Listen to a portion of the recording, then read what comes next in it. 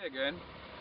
My name is René Schmitz from Palatine Roses in Niagara-on-the-Lake, Ontario, and I would like to talk to you today about winterizing your roses. We're talking about modern roses at this point.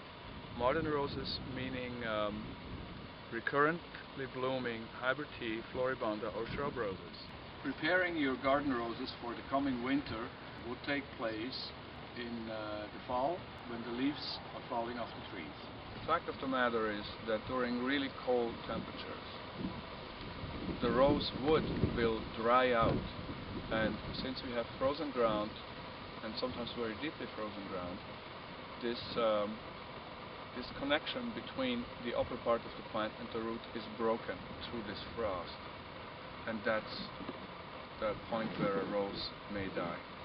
We do not prune our modern roses at all in the fall, and I do not recommend it, seeing this from the point of view of the plant.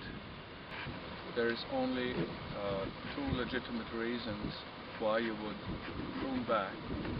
If you have a plant that grows very tall, let's say as tall as me, there will be a tendency of a lever action during winter winds and winter storms that whole plant would rock back and forth.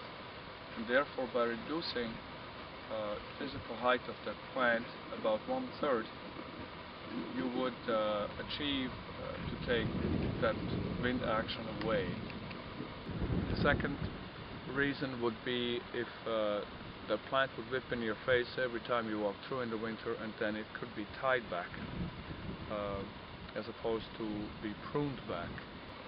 So what we are doing is we are taking material and we are hilling this rose up. Okay, so we're gonna start with pulling up a little bit around the rose bush, making it a little bit loose. We're gonna apply some organic matter in a little bit, and first we're gonna make it all a bit softer than it was before. So I have some good old cattle manure here with me, and I'm just gonna sprinkle this around. It's about an equivalent of one good garden shovel per rose bush, and just gonna put it right around the bush.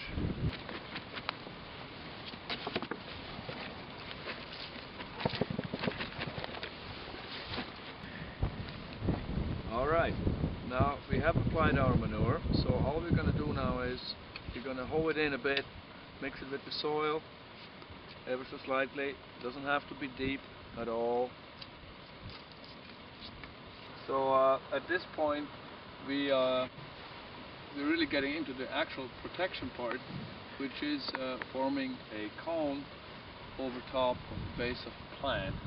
And I have with me some material that I bring from the outside, and we go as high as we possibly can, and I'm just going to pour it all around with this material. This is a mixture of peat and bark, and so we have a hill built about 1 foot above the bed, with the top of the hill, the middle of the bush, to protect all that crown and the lower part. Alright, now we have finished our job here with hilling up this rose. It should protect it well for this coming winter.